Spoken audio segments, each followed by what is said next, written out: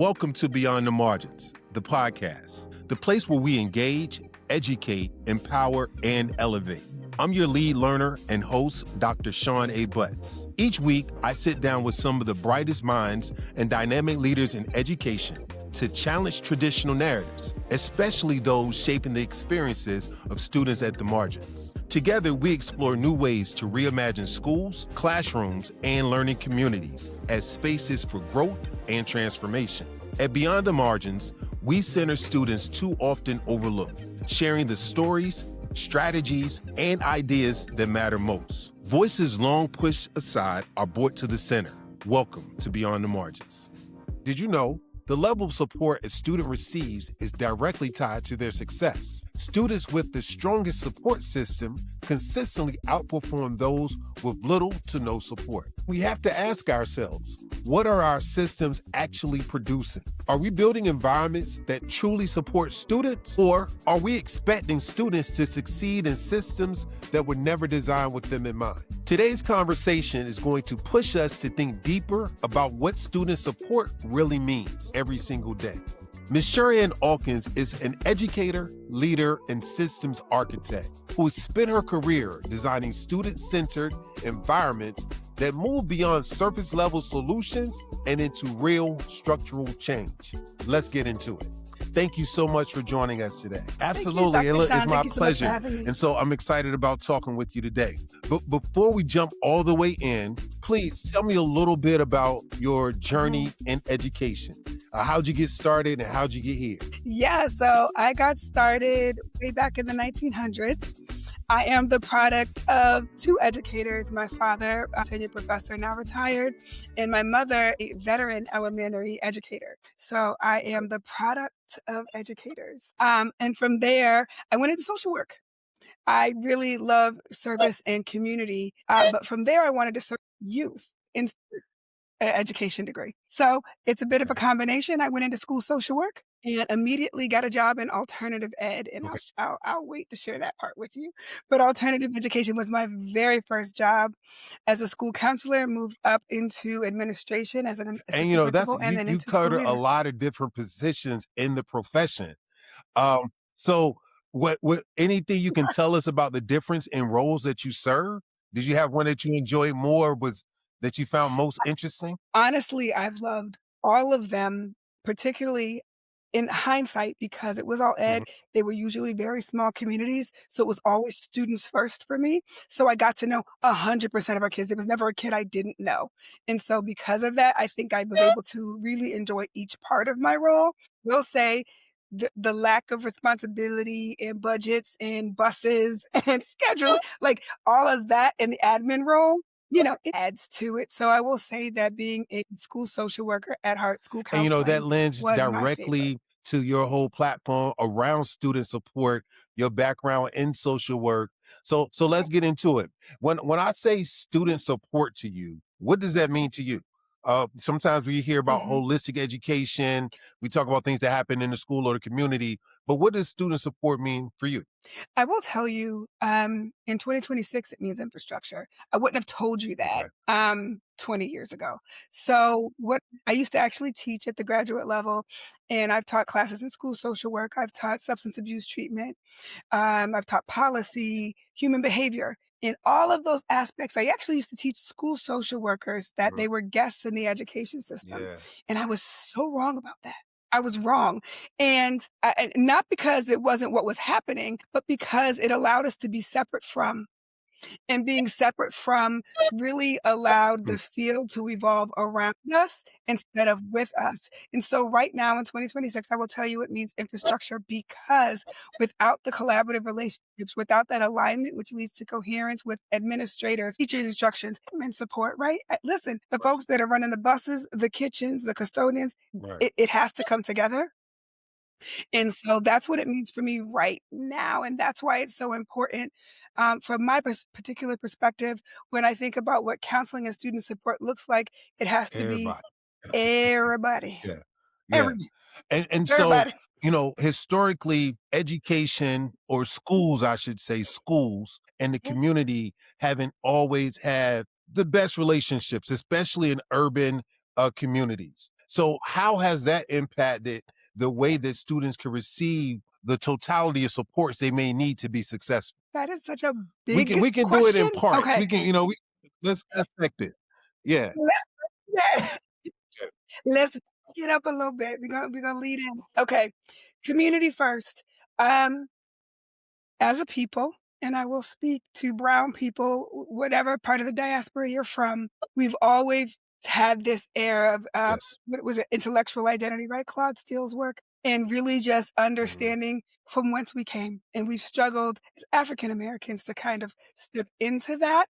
And so that is part of my struggle when I think about community. Too many of my parents Yeah. and families Yeah. relinquished control to the schools, I agree. which allowed our kids to be harmed Okay. intentionally, but Or that's another maybe later podcast on for in this another day. episode, we'll see how it goes. And Yeah.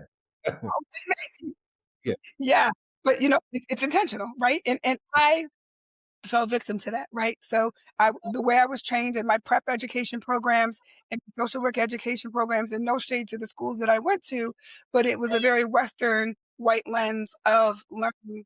And the way that I went into the schools, I went in right after, Columbine, right? That was when I was graduating. And so we had that zero tolerance policy in all ed, which meant you could breathe and sneeze wrong and you were suspended and out the door, or Right. breathe and sneeze wrong and you were being sent to all ed, right? To the suspension programs. So it was a failure of community to hold our kids closest because we were the ones that were being Right. sent over suspended, over evaluated or not evaluated at all, which led to the juvenile justice system or having a CHINS. I don't know what they're called now, CRA, Okay. children Yes. requiring assistance, which connects you to the courts because you're not engaging in school appropriately. But that's Right. because ain't no food, the Right. heat on, or somebody's sick and the supports aren't there, and that person or that child was there to pick up the pieces in the home, not because the parents didn't want them educated, but they needed them Community. somewhere else. So community. So you brought in another Community. element, and let's kind of try to weave that in. Um, and so Okay. in education and in schools, we want to do as much as we can to impact the student. But the student is first a young person, and that young person always comes from a family. And so, how have you traversed some of the challenges, especially in all ed, where there can be a lot of different friction points Yeah. between a school culture that's providing support and maybe the lack of supports from a family structure? I've been cussed out by a few parents, right? And so I'm saying this because they're never coming at me for any other reason than to protect their kid. And so sometimes once you can do that and unpack that conversation, you can figure out what the need is. And they don't want to tell you because they don't trust you because they don't want DCF or whatever knocking at their Right. door, right? They don't want services, police, whatever. Because it's Right. not always great. Sometimes it is, but it's not. And so you have to bridge this conversation around trust. Like, I need you to hold on to your kid's education, right? And that conversation was hard enough as it is. And I want you to know I'm not here to harm you, but I am here to protect them. So it's like, how do we have that difficult conversation of, no, y'all got to do what y'all got to do at Yeah. home, but over here, they got to get it together because my job is to get this kid a diploma. So how do we bridge that Yeah, conversation? And it that's a really big was one. rooted in Trust is, trust. I'm glad you left that because in many ways, families see us educators as a part of a larger system, right? And I understand why. Yeah. Um, Historically, we haven't done a good job at inviting families and making families feel welcome inside of the learning spaces. But we also have some internal problems inside of the schoolhouse. Schools have deans and counselors and administrators, but we Yeah. missed the mark too. So Yeah. what is the disconnect inside of the Yeah. schoolhouse when it comes to providing the supports needed for students to succeed? Well, I'll take it back to No Child Left Behind and zero tolerance policy. So we can go back there really quick. And then we know it's spiraled. And then I'm in Massachusetts. So in Massachusetts, then they created Chapter 222 because of the over suspension of Black and brown kids and males. And so then there's a policy where, more than 10 days, it was an entirely different process. And after that, it becomes more and more difficult to get a kid out. Some people like it. Some people really struggle with that because if a kid's not engaging or they're causing problems, folks want to be able to teach and instruct, but that's the lack of disconnect again between student support, community, and what they're there to do, which is the education and the teaching and learning. And then I would say at that Mm. point for us, it was restorative justice. And so once this idea of restorative justice, and I'm drawing a blank on the name of the program I was initially trained in, but it was actually came out of the jails. And then it was this idea of finding space for folks to heal in the harm. And it's not perfect, right? But it was allowing everybody to have a Okay. voice using that circle model initially. So that's where I was trained initially to begin to open up those doors in that communication to try to repair the harm that I was responsible for causing because I was trained to write them up, suspend them, talk to them about what they did wrong, but then send them to the dean or the principal, and then they get tossed out. And I felt horrible as a social Mhm. worker in a helping profession, right? Saying, yeah, but you're still gonna get suspended. And I'm like, but this kid's sorry. Like, so what they called the lady, you know what? Like, that's like she was. And like, how do you help the teacher understand that Yeah. their Yeah. behavior might not have And been see good that either? development around teachers, especially in alternative learning environments, there's a lot of things going Mm, on. And I had one of my guests, Dr. Casson, called them trigger poppers, right? And they're some buttons. And so we have to learn to de-escalate. Um, and sometimes, educators, we get into heroism and trying to do a lot and fix the things ourselves and maybe be one man bands of support, which ultimately leads to burnout, right? Amen. So what would you say to that, to those individual efforts? I would say thank you. I'm grateful for all of your efforts and everything that you've ever done. Like I'm talking to myself right now. Thank you for giving your all, but there comes a time Yeah. where you have to change the system. Like you can't carry it all. You can't shoulder it all. It took honestly me becoming a mother in a pandemic to figure that out. Mhm. Because it just became too heavy for me. Um, but I was watching it happen around me, and I'm like, "What you mean? I'm up at night, phone calls, kid was shot in the hospital. You don't got nowhere to sleep tonight, okay, figure out a motel." It was constant, and it wasn't until I had to turn it off that I realized it was still Yeah. happening, and then there was nobody there to pick up the pieces. It's a So what are we system gonna issue. do? It's a And systems issue. so you speak about the importance of the systems and building systems. What's the number one thing that a architect of a system needs to evaluate to build a system, not just one that takes care of the day, but can be developed going forward? What's the first thing an architect of a system needs to look for? Okay. All right, I'm gonna tell you what my mentor told me. And shout out I'm gonna make sure I send it to him. Shout out to Mike Ellis. He is the MVP of all ed. He taught me everything from the beginning. I had, like, the best team of, like, old school Yeah. teachers that had shifted into all ed, and so, I learned on my feet fast. But the mantra of this team that I stepped Mm. into was God, family, everything else. God, family, everything else.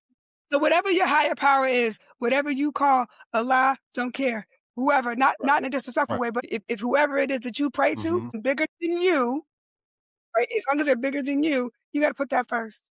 And then after Yeah. that, you gotta take care of you and yours. And then everything else falls into that. And then he treated the profession, my ability to show up, he taught me that every single day. He's like, "If you're not here and present for the kids, it's Yeah. pointless. These Yeah. kids need so much, and they're going to drain you. It's going to drain you. So if you can't come in here ready to do your very Mm. best work, then you need to let me know, or That's you gotta find true. another job," right? It was Yeah. one of those, like, "This ain't it." Yeah. And So I that was find that that really what that was it. keeps me going is the existential nature of the work. It's clear what happens when the Yep. work fails or it stops being effective for the young people. We have plenty statistical data, Yep. historical data. We don't have to go far in our communities to see what the outcomes are. And that's what keeps pushing me. But what are the consequences to students when student supports are not in place in educational environments? What do they suffer? Okay. I've had 3 students over 20 years commit suicide, so there's that one, and that's one of the hardest. I think Yeah. that they never leave me, right? There's the ones that I there was one student that chose jail, um, and then Mhm. the others that the system took from us, um, addiction, and then the elongated effects of figuring it out. There's kids students that I still keep in contact with in their 30s now, not saying how old I am, but in their 30s now, and they're just like, "Oh, Miss Jackson, I still figured it out." It's my maiden name. "I still figured it out." And I'm like, Yeah. "You was the Yeah. class of 2011. I'm happy for you," but, like, how long it takes Yeah. them to fight and struggle and move through a system that wasn't designed for them. They're now in their 30s figuring it out, whereas if we had given them the right cushion, the right launch, Like, so many kids are taking gap years nowadays, right? Like, giving them the space to just figure stuff out and not feel pressure. These kids deserve better than that, right? And so that is what I think, is Yeah, what's you know, it's a happening to a weird lot of our mixture students. of us, we demand more of them, but ask less of them as Mhm. well. When I say that, I mean, we don't really tap into who they are, their interests, and we waste so much Yeah. time with them. We give them we waste so much time, especially in all ed, but in school in general, we waste a lot of time that cannot be recovered. And then, you know, at the beginning of their 20s or mid 20s, they have to figure it out themselves when we could have helped them do that on the ground. Yeah, and I will say that we're filling a lot of holes in all ed, so because of their gaps in learning sometimes, and I will say this, I've Yeah. never met a kid that wasn't brilliant in all ed, and it was something along the way that stifled that brilliance, and then it's like, how do we get back to that? And they're so distrusting that if they showcase that, you know what I mean? Like, they're the geek, they're the Right. nerd, and that's just that's the academic piece, and then there's the other piece where but we didn't honor that in them, and even for my little street hustlers, and I hate to use that example, but Yeah. I was like, Yeah. "Yeah, y'all math skills is Yeah. on point. It's Can we essential to your look, trade. Yeah, can we you talk gotta know. class?" Like, I was like, "Can we be honest? Like, can you go ahead in that math Mhm. class and just show the teacher that you know what he's talking about and stop Right. pretending like Right. geometry's hard because it's not for you?" Do you know what I mean? So it's like, how do we and that's not the perfect example, But but how do we flip those entrepreneurial skills into skills that can play out into their future and and they I can think that is a showcase it and perfect get a example. credit? Like you said, every kid has brilliance, and you speak to every kid. You talk about the youth expertise, right? Kids bring that into the room with them, Yes. and it's incumbent upon educators in the learning environment to give them opportunity to flex those muscles and to use what they bring. So it is very important and relative to the conversation. Yeah. It Um, is, it so is. tell me more about your entity. You have a entity counselors and concierge. All right, so tell us about it and tell us about its Yes. inception Yes. and what it's designed to do. Absolutely. Absolutely. Thank you for the opportunity. So Counseling Concierge is designed for school counselors and leadership. So this is a joint effort from my experience as both of those roles. And what I want to do is help support and design schools and systems that work for students. So we're improving infrastructure, supporting student achievement, right? We're protecting student brilliance. That is my mantra. And then we're also making sure that our students Future are ready future ready now. now. So we gotta right now, You know, because it's funny. right now. It's funny you bring that up. I We was talking with my mom today, who's a former guidance counselor and school principal. Yeah, hi mom. And she was we were talking about AI. She was saying, "You'd be so proud of me. I was using AI today, and this is what I Yep. did with it." And so we're having to talk about AI. And so we got into talking about how how the next generation of learners need to be prepared. And she was concerned about what that might do for their career prospects, right? So when you talk about being future ready Big one. now, give us more. Yeah. Okay.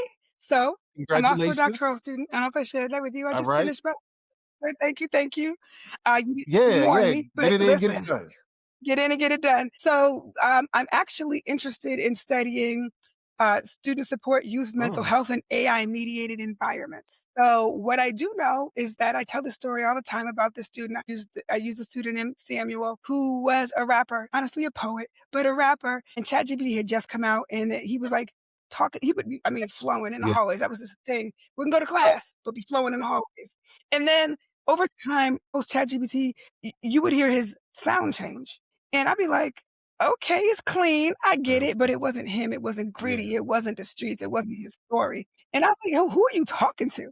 In the hallway, he was like, "Oh, it's just my chat GBT. Like I'm saying my rhymes and it like helps me like create the flow." And I was like, I thought it was clever at the time because this is 2023, Yeah, yeah. 2024, like early. Still, we didn't really get it. And I'm like, all right, but now I'm listening to his flow and I'm like, what is The this? Like, what are soul. you talking? What Yeah. happened to the Yeah. and the I? Yeah. You know what Yeah. I'm saying? Like, what happened to the, you like you? And you could tell something has shifted. And we also saw it in the act. So this is in the hallways, just this kid that just had such a gift and a talent. AI got involved. And then it now enter the classrooms and teachers are like, they're Oh, cheating. I was like, but are they? Because we don't even know what this is. And so then we had to come up with a yeah. policy around integrity and academic honesty that was separate from plagiarism because it wasn't that, but it wasn't their authentic work either, right? So now we had 2 things happening in our environment where AI clearly wasn't going anywhere. So we have these kids' Yeah. voices that just aren't theirs anymore, and now we also have this work and output that also is not theirs. They may have started with the ideas, but they weren't using it in a way Mhm. that continued to showcase who they were. And so that is something from my experience that I now wanna study, and that's on top of the career going access. Because when I drive over to Wendy's now, it's not even a kid, a little 18-year-old, Yeah. 16-year-old in the drive-through, it's AI. So now Yeah. these kids don't even have starter jobs to even learn customer service, essential skills, those soft skills that people need to learn to engage with one another. And so this is all happening in real time, and I'm like, "What is going on, and how do we help?" Yeah. And because it's changing so fast, like, every day it's something new, And I'm like, one of "How my do we keep up?" concerns, and I love technology. I'm all for it, right? I'm not trying to go back, not even for Mhm. 6 months. But here's the thing. Okay. Urban alternative schools are not yet Okay. prepared for the information age which has arrived. And it's not even that we were prepared for the information age, because much of what we were doing was still rooted in the industrial age approach to education. And so when we talk about the gap in education, that's the Mhm. gap I'm worried about. How even now, today, in many urban schools, we're still having an industrial based education, and that is 2 technological periods ago. And so that is undermining our young Mm. people's ability to compete. We talk about, Gave us a whole well, new thesis. You writing another this is what I dissertation, know, sir? sister. Because Dissertations are nothing but books that haven't been listen, bound. So, maybe do it together. listen, you giving us Yeah. a whole Right. story And arc. so Let's this go. is my Yeah. concern. If we fail in our communities, Black, brown, Mhm, marginalized communities that mhm, service mhm, usually urban and mhm. alternative students, we didn't make the last educational leap well. How do we do it now? And we don't have an opportunity. We don't have a choice. We have to move now. And so one other thing I'll say before we move on in the conversation is Dr. Seuss has a story about the star belly sneetches. A certain group of these Mhm. animals that have these stars on their bellies, and some don't. And the ones that don't want the stars on their belly. And so this guy comes in town with a machine that will put a star on their belly. So every sneetch now has a star on his belly, but it's no longer unique. Everybody's the same. So the original star bellies now want their star off their bellies, and they get in the same machine to get their stars off. And you get this big old loop of people doing and undoing based on trends. Here's what I want to say. It's important now to teach our students the power of their own unique and authentic voice, because it's going to be, again, a commodity. In a world where AI is so pervasive, then we're going to swing the pendulum to wanting authenticity again. And that's just, my take on it. So as we prepare students for the future, let's also remember the things that are timeless, like their unique voice. Mhm, and I believe Imma figure out how to All prove right. this All in my right. capstone, so just wait for it, it's coming. Talk to. It's literacy. Our kids know how to read Mm. and write and articulate and Yeah. share their story, and period, right? And period, point blank, that's it. Like, if they're able to write, read, think, articulate, Mm. then you can't take that away from them. That allows them to think for themselves, to think critically, to share their information and knowledge, and the uptake that they're getting, they're like, "Wait a minute now, hold on. This isn't real for me, and if or it's not real at all, or if it is real, how do I make it Yeah. make sense? How do I apply it?" And so that for me is where I would love to see the speeches, and that's funny because Springfield, Mass. is my hometown, home of Dr. Seuss, and so I'd love to hear a little bit more. I would love to hear more about, like, the way that you understood that in terms of, like, had they just asked the questions, had the speeches just articulated to one another, "Hey, this is what this community and this experience is bringing up for me. What is it that we're not sharing or we're not coordinating or collaborating? Or what is Yeah. it you have that we don't that we need? Or is it we not actually need it, we just think we do, but we didn't figure out a way to articulate it. You just decided to change the Yeah. system or change ourselves."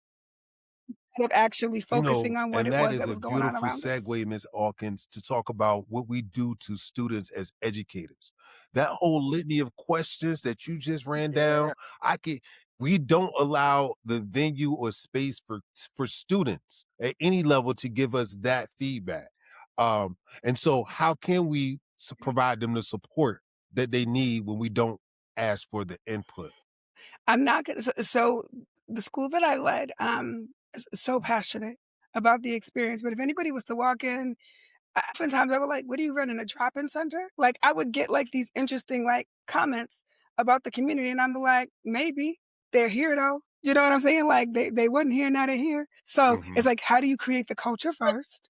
And then from there, I had a kid come to my office to trap once. I was so offended. This is when, like, Trap Queen was big, and I was like, "What are you whoa, like, I'm not that cool, like, what's going on?" And then the kid was like, "What do you mean? We come in here to get anything and Yeah. everything, and you got it for us." And I I'm was the like, trap queen. "Oh, thanks." Yeah. And I wanna be I'm a Yeah. Trap Queen. Don't call me that. But yeah, so I was super excited all of a sudden.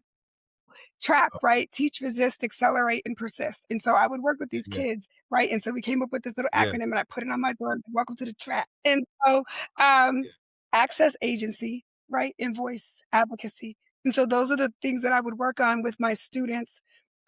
So instead of cussing a teacher out when you're mad, I need you to figure out a way to either go to their office hours or text them respectfully or ask for more time to advocate for yourself if you're not feeling understood or heard, right? So these were skills. The same way you can get an F on a math test, I allowed my students to Mhm. practice these social emotional skills, this executive functioning that was lacking because they get shut down so quickly that people are like, "Oh, you're wrong. You're this, you're that."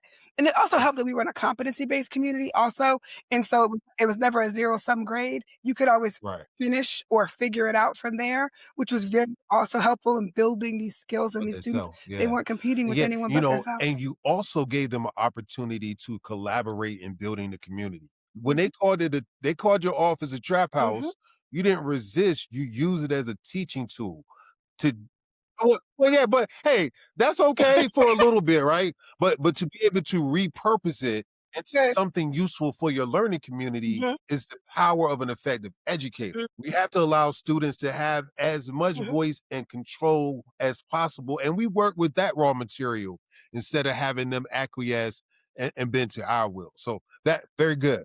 Um, Speaking of which, the role of leadership in directing student support for an organization like a school, how critically important is that? Okay. Now you asked me about Yes. what I'm building with counselor and concierge, and this is one of the major messages that I'm trying to get out there. School principals, leaders, district admin, holla at your girl. Cause hear me out. Please listen. I love y'all. We don't evaluate our counselors and our student support staff effectively. We have Mhm. tools, we have resources, we have rubrics, but our expertise, we got to work together, right? Like, so people would like, oh, you were never in the classroom. I wasn't, right? So, but I had to go back Mhm. to school to be an effective administrator. But it's also very difficult when you don't have the lens of student support. And because I was a school social worker and a counselor, I was able to be like, that's not really good feedback. That's right off the teacher rubric. That doesn't help me be better at communicating with families, using IEPs to have social emotional groups or lesson plan for whole community experiences Mhm. that are going to help move the culture. You know, so it was just like, oh, you want data? I got your data. But my data was street data, right? My data was qualitative. And Right. sometimes that also doesn't communicate when we're thinking about school wide goals. They want to move the needle. They want to see the literacy increase. They want to see those math scores increase. I was like, yeah, that's what I'm giving you. Like Right. my data is telling you how I did that. This kid was 0% attendance and now they're Yeah. 40. Is he still chronically 40 absent? beat the zero. Yes. But that part. So it's like, how can I help you see that this data matters also, and how we're moving the needle and how we're bringing that together? So that is some of the work, the deep dive work when I talk about designing communities that students deserve. Beyond the Margins, the podcast. We'll return in a moment. Your Divine Journey, LLC, is here to walk with you through life's ups and downs. Whether you're seeking therapy, life coaching, support, or personal consultations, we provide a safe, empowering space to heal, grow, and step into your best self. Your journey is unique. Let's make it divine. Connect with us today and start moving forward with clarity, confidence, and peace. www.yourdivinejourneyllc. At the Travel Bureau, we are dedicated to creating bespoke luxury experiences for the discerning traveler, specializing in detail-rich journeys designed with heart and intention. We turn your dream getaway into a beautiful, curated reality. Wherever you're going, the Travel Bureau will get you there in style, comfort, and joy. If you're teaching urban, alternative, or non-traditional students and wondering why engagement feels harder than ever, the new book by Dr. Sohn A is for you. Unlocking student engagement isn't theory. It's real strategies for real classrooms, built on trust, relevance, and relationships. And educators across the country are already responding. Unlocking Student Engagement debuted at #1 in cultural pedagogies, philosophy and social aspects of education, educational professional development, and educational certification and development. Grab your copy today wherever you buy books, and let's change how engagement shows up in our classrooms.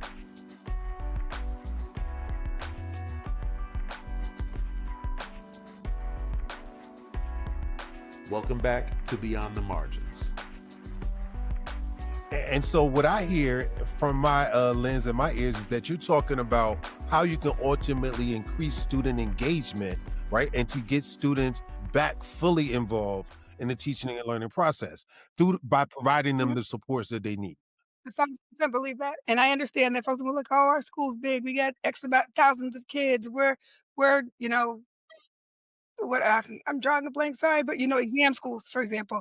Like our kids are going to this school, that school, they're top tier. And I was like, yeah, and I like 30 of your kids here in my all ed program because they couldn't cut it. But they couldn't cut it because there was nothing designed for them in your particular system, even though academically they could cut it. So what is it that's missing from your culture and your community?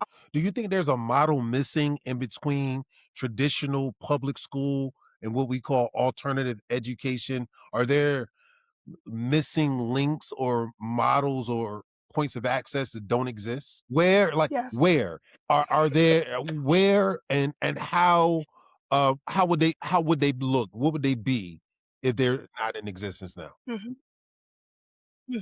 So we have to have multiple on-ramps into the education, right? And so, or into accessing their learning. I wouldn't even call it education. So like accessing the learning. The school is the shelter, right? It's just the place that holds these students. It's the container. And if the container isn't the right fit, the right size, doesn't have the right resources and support, Right. you can put any kid in there. It's not going to work.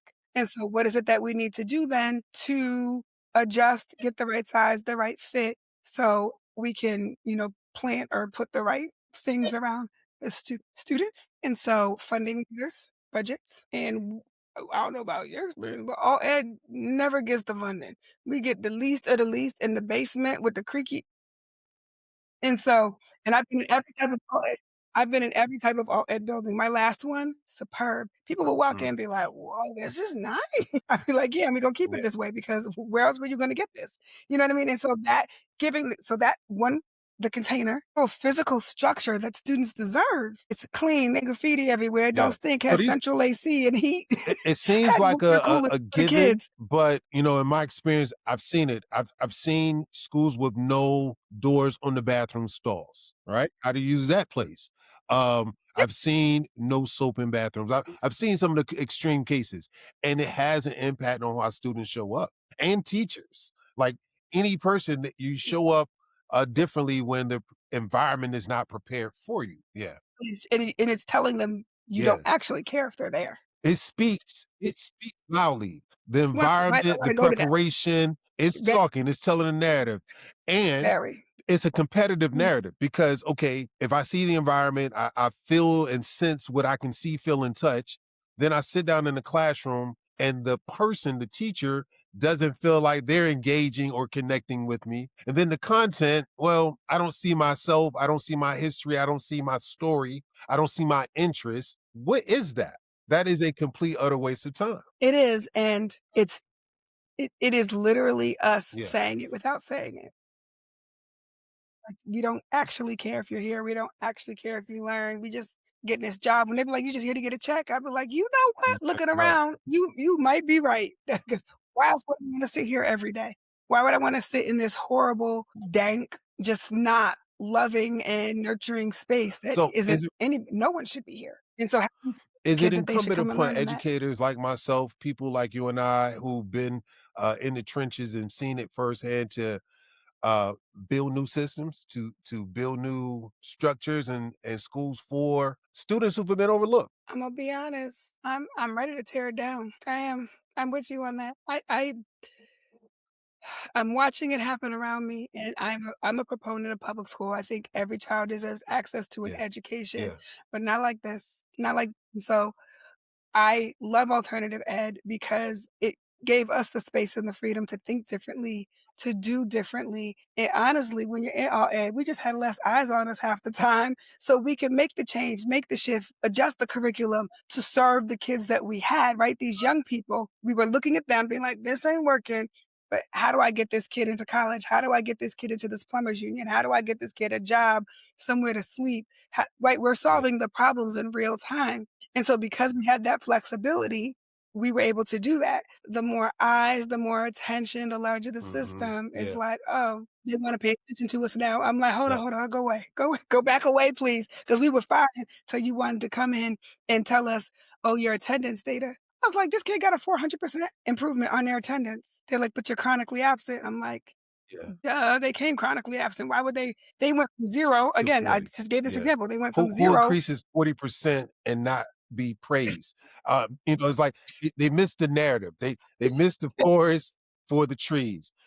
Uh, That's it. That's exactly it. I was like, "We working miracles over here." They weren't stepping foot in their last school, and now we got them here 2 to 3 days a week. yeah. That's the most learning they've done in 2 years, and now you're telling me my attendance is chronically So absent. Get out of my data. so Please maybe go. the model that Please get out needs of to my data. exist is one that affirms and validates the qualitative as much as the quantitative, and really engaging people from where they start, not on some pseudo metric that doesn't really exist. Right, but when you think about the systems of change or stages of change, excuse me, right, you gotta be in that pre-contemplation, the contemplation. These kids are coming barely 7 foot. Some of them are forced in, right? So you gotta hold However, them however they yeah. come to you. And however, I mean, they could be forced in or they could be willingly coming over to you. And then Hmm. you're like, now what? It's like, Right. what is it that you What need to is your just show up immediate need? tomorrow? We gotta Yeah, do yeah, Maslow. just Yep. Yep. right now. That's it. And they be like, tomorrow? I'm like, yeah. They be like, oh, well, I don't have XYZ. I was like, cool, we got a whole closet downstairs. Oh, you got a Yeah. washing machine? There's laundry pods down there too. Oh, what do you need? There's no food. Oh, the pantry's next door. Oh, it's embarrassing. You don't want, I got them little cute Yeah. grocery bags and I'll drop it off to Yeah. your house. Hey, just, Removing I'll get them to barriers, 6. removing the Yeah. barriers, I mean, when I tell removing you, the barriers so we can get to the education. mhm, Yeah, that's super important. We yep, we hmm, have to get to the that's it. people first, then we can provide them what we need, and know that they need as well, the education. Um, what are some immediate steps schools or educators, maybe even counselors, can do immediately to improve the supports they offer students? Mm. Ooh, They can care. Please, just a little bit. I need you to actually yeah. give a please, like a little bit. Like, please care about the kids that you're walking in every day to see. So when we're talking about working from this anti-racist lens, we're talking about patina love, right? Like teaching people, children to teach people to Yeah, care. I'm like, come on, please. Like, don't work here if you don't actually care. Don't work here and then go vote the way you just voted. yeah. Don't do that because what you're doing is actually these kids are smarter than you think because clearly you don't know who you're dealing with. They're of kings They and sense queens. it, even if they don't know what they sense, they know. N- And Right. But I see it, they trust me. This other person sees it, and you wonder why they don't yeah, mess with you. Like, because they can smell it. They can smell that yeah, you're playing with them. They're playing in their face. Stop. Like, I need you to show up with them, give them the work. Oh, they said yep, it was hard. Push them harder. yep. Push them harder. "Oh, They they can go said up. it was too difficult." No, Yep, it's not. Find a win. yep, Find another entry point and give the kid what they need. They're gonna solve the world's problems, but not if you're sitting here playing pity pat with them. yep. They're smarter than you and they're playing you now. and you're falling right into this hands. And I was like, and that's that anti-racist lens that I was working really hard to build so you could see through that. These kids can do anything. They're But capable of belief matters. absolutely What I everything. believe governs and dictates my approach and everything that comes after. Yeah, it's important. Yeah, Yeah. exactly. So if they just care a little bit, Exactly. that'll go a long way. What's your long-term vision for student Yeah. support? Or if you want to take the student support part off, you can take it off if you like. Nope, that's all right. I know. I don't know that the world is ready. I'm gonna love sound it. that cocky Yeah. right fast. So listen, hear me out. It's global.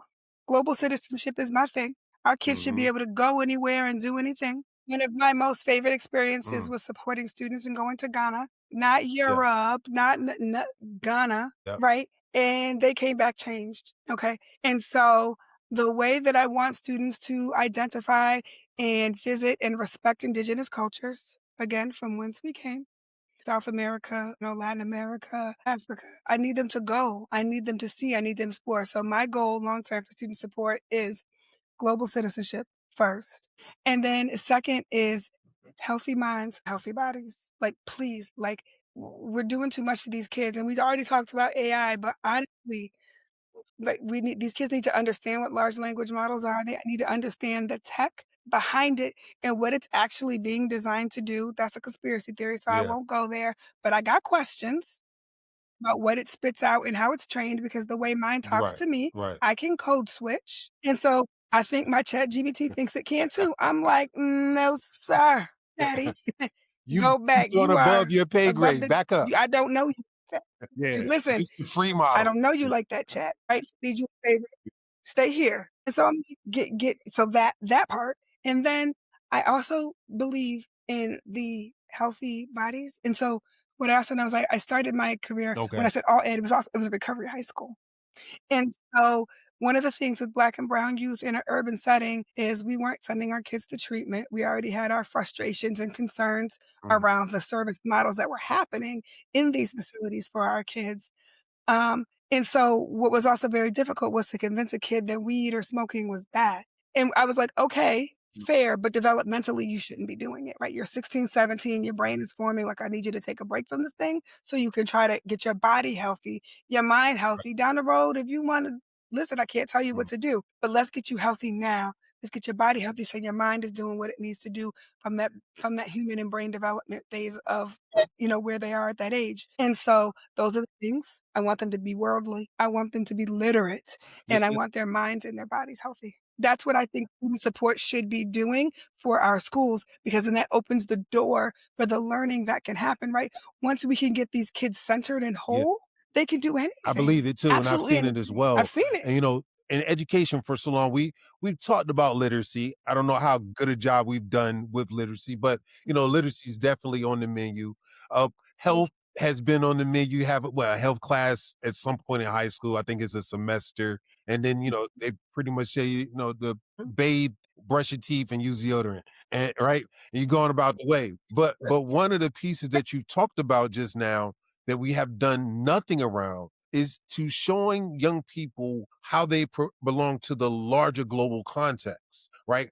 To inform them that they are global citizens. I think that's super important for children of the diaspora, especially, African American people. We've had so much contention in this country. I think it's important for them to be able to see themselves on a larger global scale. It's something about a field trip, right? If you take a group of elementary school kids to the zoo, it's a very eye-opening experience for them.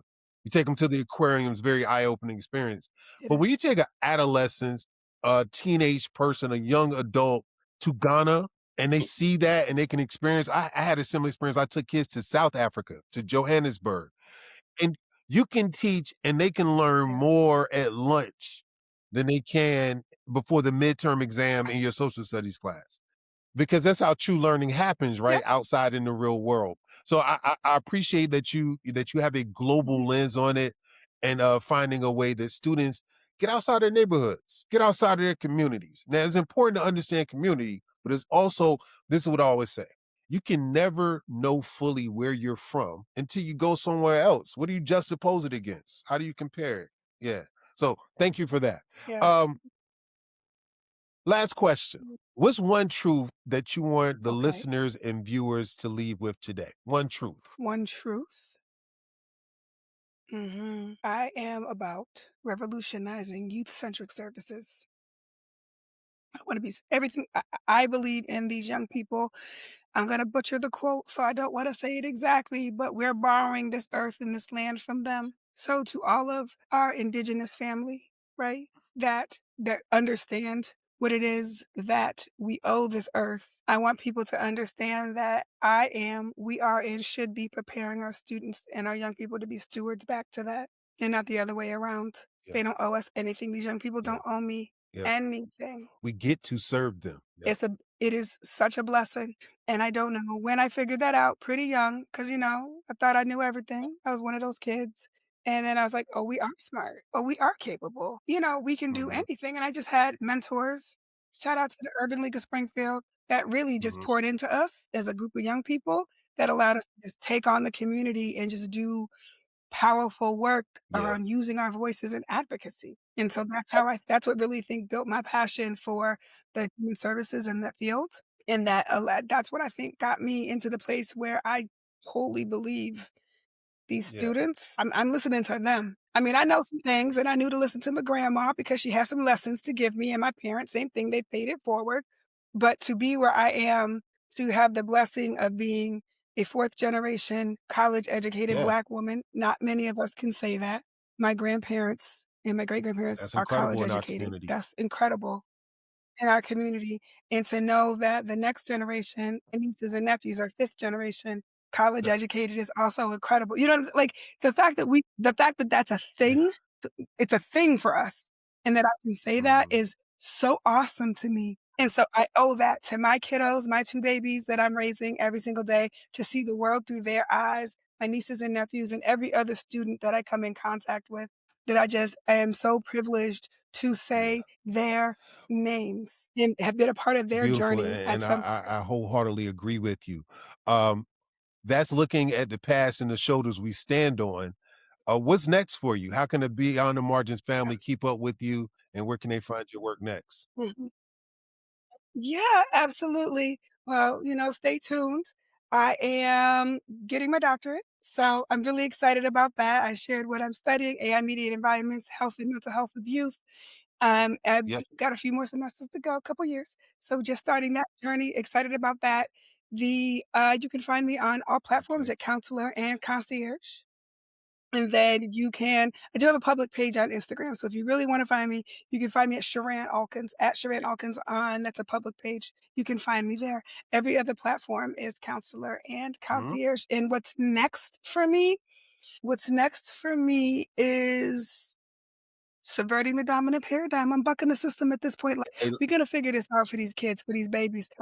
Honest to God, when I tell you, the youth services, student services is going to I'm sliding it in there. We're going to change the game. We're going to make a way. So we're coming together and building these systems in whatever learning community you're in. So we got a lot of families that are homeschooled. We got a lot of families that are micro-schooling now. Student services are important, right? School counseling is an important strategy and tool for student success. And so I want to bring that to everybody, not just actually traditional school setting. Well, when you're on the battlefield, bucking the educational system and laying down a revolutionary path, either look to your left or look to your right, and you'll find me. Yes, sir.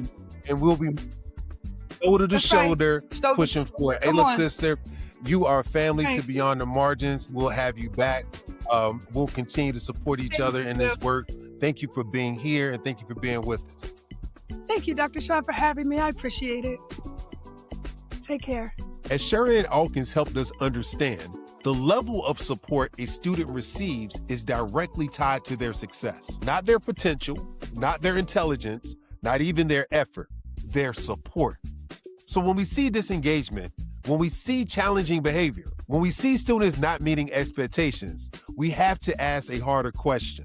Is it the student or is it the system surrounding the student?